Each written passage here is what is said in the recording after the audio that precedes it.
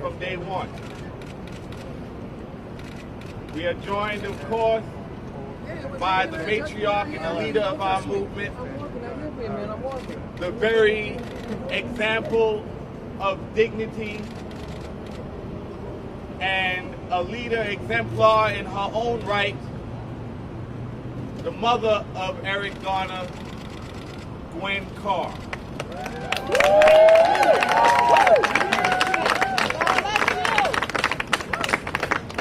We are joined together in unity with our co-laborers from CPR, from Justice League and Justice Committee, from the Malcolm X grassroots,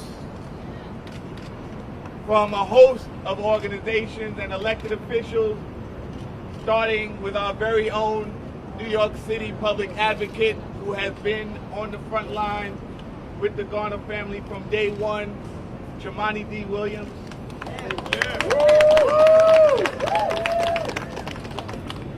And the city councilwoman who represents the area of Staten Island where Eric was killed or murdered by Officer Pantaleo. She has been a stalwart and a steward of justice, and she is here today as she's been from day one, Ms. Debbie Rose.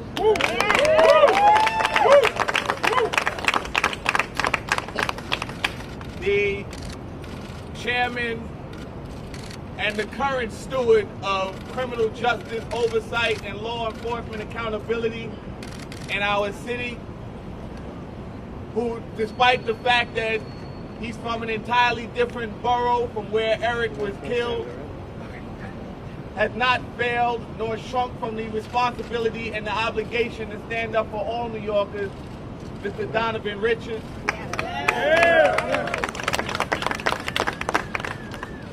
There's a host, and I'm not going to go, I cannot mention everyone. So if I don't mention you, forgive me. We're here today in no small measure to the unfortunate fact that 5 years ago, the mayor and the then police commissioner failed to exercise appropriate leadership and fire Daniel Pantaleo. 5 years later, thousands of tears, millions of feet marching, we finally have a glimpse of what justice should look like. But it's only a glimpse. We're not here today for a victory lap. We're not here today to sing a celebratory song. We're not here today to pat a system on the back that done only what was expected of it. That's right. And did so 5 years too late. It is not lost upon us that the district attorney of Richmond County failed to do his job and indict Daniel Pantaleo for the murder of Eric Garner. It is not lost upon us that the Justice Department, under both the Obama administration, let's be clear and honest about what we're talking about here. Take them to church. Both the Obama administration as well as the Trump administration denied this family, this city, and this nation justice for the murder of Eric Garner. Political games have been played from day one. Political games to cover up the full extent of what we all witnessed that day. Eric Garner having the life choked out of him by Daniel Pantaleo and having the justice choked out of him by all of the officers that stood by and did nothing. That's right. They want us to be happy that after 5 years, a man that the world witnessed choked the life out of Eric Garner finally lost his job. Yes. How low are our standards today that we should be expected to celebrate the firing of a man that violated office and departmental policy, applied a fatal chokehold to an innocent, unarmed man, and was allowed to continue to enrich himself, to become more of a wealthy killer cop after the death of Eric Garner, who is now allowed to draw down the money that he's put into his pension over the last 5 years. We're not here to celebrate. We're here to correct the record and turn the next page for you all. There is still a district attorney in Staten Island. There is still the opportunity to revisit the grand jury. There's still an opportunity to release the grand jury minutes so that we can all know which cops lied. That's right. To hide the truth. Because there are some liars who are still currently hiding the truth and protecting their fellow officers. But we're not here today to celebrate. We are here today to put the system on continued notice. We are going back to Staten Island. That's right. We are going back to the district attorney to demand that the grand jury be reconvened, that there be a new investigation, not just into his murder, but into the grand jury proceedings themselves. We're going back to the mayor. Yes. Your job is not yet done, sir. That's right. Tell him. We need to put into law and codify a ban on the chokehold today. The city council and the mayor have the authority to do that today. As has been stated by Reverend Sharpton and others, we're going back to the state. We need to make sure that police officers cannot hide behind a badge That's right. while performing criminal acts that result in the death of innocent, unarmed black men. We want all the police officers that were on the scene that day fired. Yes. All of them. Gone. All of them. Daniel Pantaleo still has due process. He's still appealing. But while you are allowing him to continue through his due process, we've got to make sure that the city doesn't fail to acknowledge that Gwen and the family still have their process. That's right. That's right. A process of grieving and mourning that can only be addressed and closed and be given closure in full accountability for all responsible. We're going to hear from a lot of people, so I won't take up much more time. But I will say this.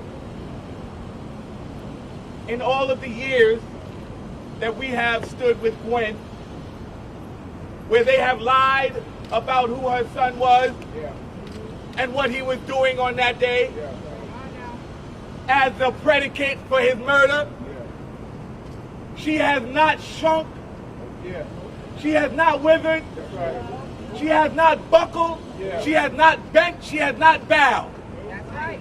Even in the midst of the death of her granddaughter Erica, who died of a broken heart because of the denial of justice. Even in the midst of Harry having to just bury her own husband, who stood by her side on the front line, fighting for justice for his son Eric, who died of a heart attack, another broken heart.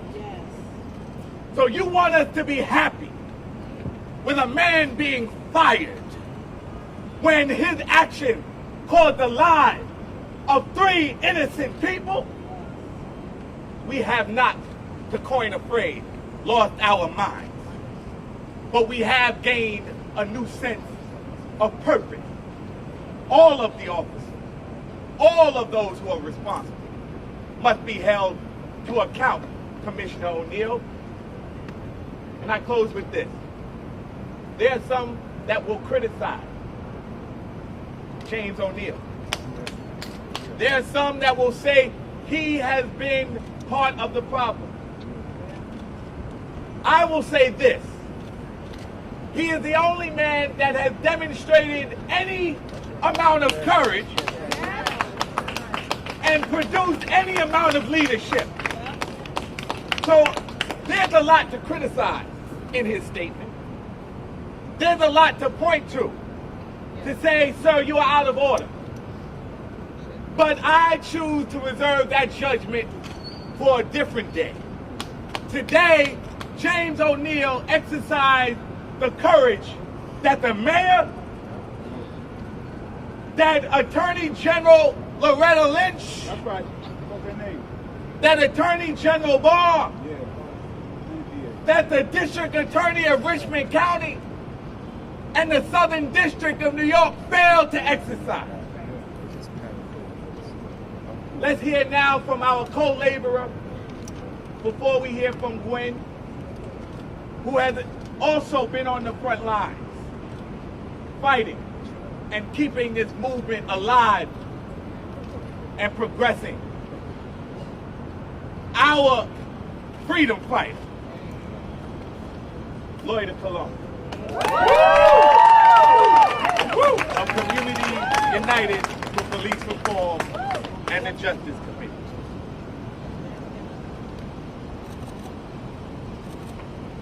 Today, as soon as Police Commissioner O'Neill announced that he was firing Daniel Pantaleo, what we saw was Mayor de Blasio give mediocre comments, similar to his mediocre run as mayor of this city. Do not be fooled. Do not get got by this mayor and the police commissioner's announcement today. The reality in this case is that IAB, the NYPD's Internal Affairs Bureau, recommended that Pantaleo be charged years ago. And it was Mayor de Blasio and Police Commissioner O'Neill who decided not to move forward with charges against O'Neill. Charges against Pantaleo. That is what they decided. O'Neill should be charged. This was decided. NYPD only charged Kizzy Adonis. Sergeant Kizzy Adonis that we've heard absolutely nothing from. That's right. The Garner family has heard nothing about the charges that have been pending for Kizzy Adonis for years now. It was the CCRB that brought us to this day. And more importantly, it was the mother of Eric Garner. It was Mrs. Gwen Carr with the support of New Yorkers that got Pantaleo fired today. It was by no means Mayor de Blasio, and it was not Police Commissioner O'Neill. This is the power of the people and the power of the Garner family never giving up for 5 years. De Blasio also in his comments this morning said this is over. He said this is closure, that this is done with. That is wishful, delusional thinking on behalf of the mayor. This is far from over. We have NYPD officer Mark Ramos and NYPD officer Craig Furlani. Craig Furlani and Mark Ramos. Look at their faces, both of them testify. They testified that they heard Eric Garner say he could not breathe and they did nothing. Charges need to be brought against them. This is a chargeable offense. Don't get it twisted. It is a chargeable offense. What we also have is, everybody knows Lieutenant Christopher Bannon, the officer who texted. What did he text? Everybody knows. He said, not a big deal, when told that Eric Garner may be dead on arrival. His lack of care for a New Yorker, for a black man dying in our streets, is a chargeable offense. He needs to be off the police force. Kizzy Adonis, the only officer with charges pending by the NYPD. Sergeant Kizzy Adonis was the commanding officer on the scene. Commanding officer who failed to supervise. Her current charges pending are for failure to supervise. Yet 5 years later, here she is, still on the police force. Wow. The Garner family not hearing anything, not one word about Kizzy Adonis, not knowing if they're going to be forced to sit through another trial. Another trial is unacceptable to have the Garner family sitting through. That's right. And if there's not a trial, then under de Blasio's NYPD secrecy law 58, this can get pleaded out. And the Garner family can never know what happened with Kizzy Adonis. That is unacceptable. And then we come to Justin D'Amico. NYPD officer Justin D'Amico. Got him. Justin D'Amico has no charges pending. He was Pantaleo's partner that day. Justin D'Amico, look at his face. It's important that we put all these cops' faces out there because they got no business in our streets. That's right. In Maldonado's report that was leaked this week, we also heard that Justin D'Amico, in official reports, said that there was no excessive force used. No force, said there was no force used. Then the video came out and showed that Eric Garner was strangled to death in a chokehold. Not only did he lie in official reports, he's also the one who charged Eric Garner with a felony after he was dead. A felony that would have required Eric Garner to have sold 10,000 cigarettes. 10,000 cigarettes. We can't have officers who lie on official reports and officers who falsely charge people, especially dead New Yorkers, with felonies. Every single one of these officers need to be fired. And here it is, and you've heard it from them themselves in their own testimonies, in their own reports. These are all fireable offenses. We don't need these cops on our force. That's right. That's right. Our next speaker needs no introduction. This is the mother of Eric Garner, our leader and warrior in this movement, Mrs. Gwen Carr.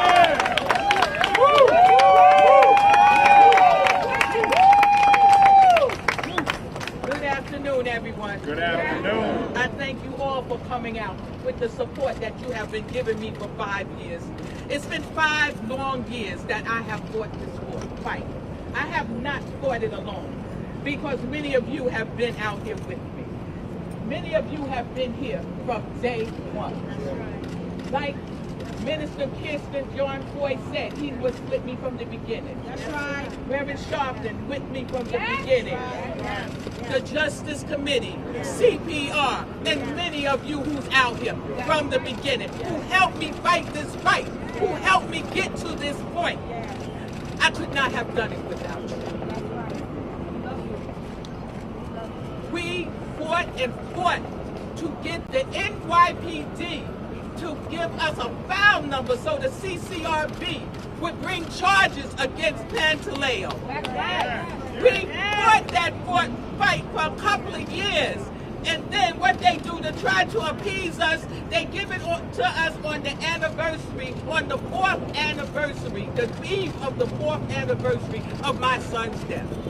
That was supposed to appease us. Well, let me tell you, it didn't. It just made me more angry. And it just put more fight into me.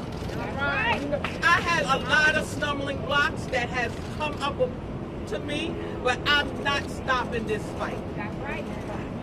There's many of my family members who has been taken away from me since I started this fight. Many of them you don't even know, but you do know my granddaughter Erica. She died the day before New Year's Eve in 2018. It was just, I'm sorry, it was 2017. Then just a few weeks ago, I lost my husband, who stood here, and he stood in this very spot with me. He was over here in Police Plaza with me while we went through that long, drawn out, that trial. We had to wait because Pantaleo's lawyer wanted to go on vacation or take 2 weeks to bring in his expert witness. An expert who never even examined my son's body, who never even seen the report. Now he wants to tell us that it was not a chokehold. How would you know and you never looked to see what the evidence was or was not? That's right. But you know what? Pantaleo, your regime, London, y'all can appeal all you want. But I'm still out here. I'm out here for the long run. You come out here against me, I'm out here. And you cannot scare me away. Yeah, Pantaleo, you may have lost your job, but I lost a son. July 17, 2014. I lost my son. You cannot replace that. You can get another job, maybe at Burger King. Okay? So, but you know, it's just disheartening to go through this. And like we said, we're not finished. We have other officers that we have to go after. You have heard the names. We know the wrongdoing that they have done. So I would like the press to put it out there. Show the pictures, say the name, do the roll call, because they all need to lose their jobs. That's right. New York is not safe with officers out here like that. That's right. These officers are still on the payroll. Pantaleo was supposed to be on desk duty, making six-figure salaries. Put me on desk duty, give me a six-figure salary. There you go. You know, but no, other New Yorkers can't get that. That's right. If the shoe would have been on the other foot, my son or myself, we would have long been sentenced. That's right. Probably Yeah. to life, or probably they'd have brought the death sentence. That's back. right. Who knows? Tell them the truth. But you know what?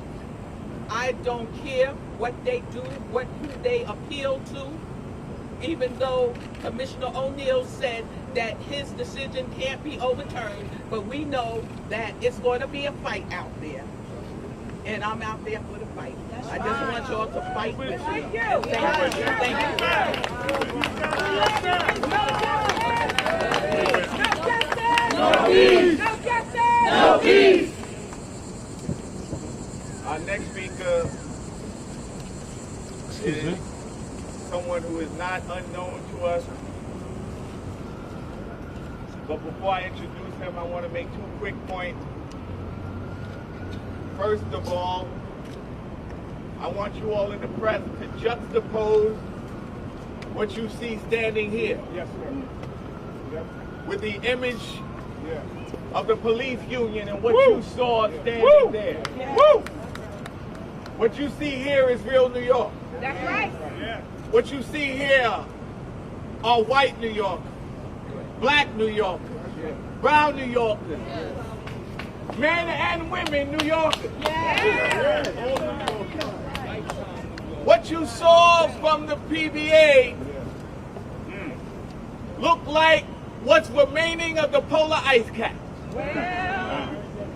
All white, all male, and all cold-hearted, with no ability to empathize or sympathize for Gwen's loss, and no ability to recognize their place and their position as our employees. Yes. You work for us. That's right. Wipe that smile and smirk off your faces, because we're coming for you too. Pat Lynch, you are an employee of the city of New York.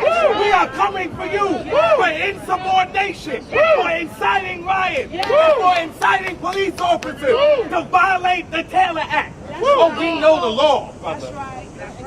and we're coming for you too. Say that. Must go. Must go. Let us now that I've said everything that Jemani wanted to say,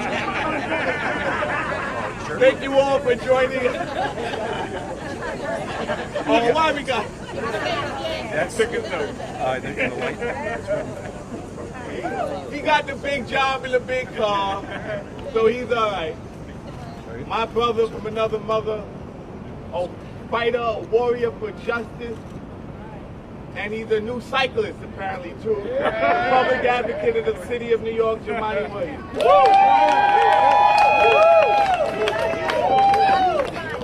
Peace and blessings, everyone. I just want to give another round of applause to Ms. Grant Carr, who has managed to look more regal today than even when she stepped out. A lot of pain. And of course, my colleague Donovan Richards, who has joined the ire of Pat Lynch. I know he's wearing that as a badge of honor. I know there's a lot of electeds, but I do want to shout out Debbie Rose. Yes, Who's Debbie. been here Debbie. from the beginning. You know, when we heard the result, there was a lot of mixed emotions because, of course, this is the way that you wanted it to go. And I do have to say, I know it was a difficult decision for Commissioner James O'Neill. And I am pleased that he made that decision. But it was made more difficult because we had to wait for 5 years. Yes. We would have been way past this if what happened today had happened years ago. And that's where so much of our frustration lies. And we have been relegated to simply asking that you fire someone who murdered somebody on tape using an illegal chokehold. Think about that. Think about what this family is relegated to. Relegated to try and celebrate a simple firing when we know if it was on another foot, it would be so much different. For sure. So much different. And as everyone said, as difficult as it is, the conversation doesn't stop and it cannot stop. And that's why we need real leaders and adults at the table to have this conversation. The fact of the matter is, we know that officers lied. They lied on official documents. You cannot do that and say there shouldn't be accountability. We know that officers didn't seem to care that a man had died. As a citywide elected official, I am tasked to have difficult conversations. We want to have better community-police relationships. It's hard to ask us elected officials to do that when there are officers who people know lied and no accountability. It's hard for us to do that when we know it's going to take 5 years to have a semblance of accountability. And when the water incident happened, within a day there was arrest. That's right. Now this is the problem that we have. I know we are not anti-police. Being for police accountability is not mutually exclusive with supporting our men and women on the NYPD. It just is not. And that's why Pat Lynch and Ed Mullins, if you cannot be adults at the table, step aside. There are real lives at play here. Yes. When you look at the people who are around Pat Lynch, you could have been in the 1960s talking about segregation and the problems with That's segregation. right. No one who was with Pat Lynch wants to deal with violence and crime in the communities more than the people who are behind. And the people who live in these communities. How dare you keep surrounding yourself with people who don't live in these communities and tell us that we have no right to ask for accountability. And as a citywide elected official, I always want to be careful with my words. But Pat Lynch, you are trying to bring us down a very dangerous road. That's right. That's right. Do not ask officers not to do their job. That's right. This is the line you're drawing. You think you're drawing another line, but you are drawing a line of saying that these black and brown people, hopefully you call us people,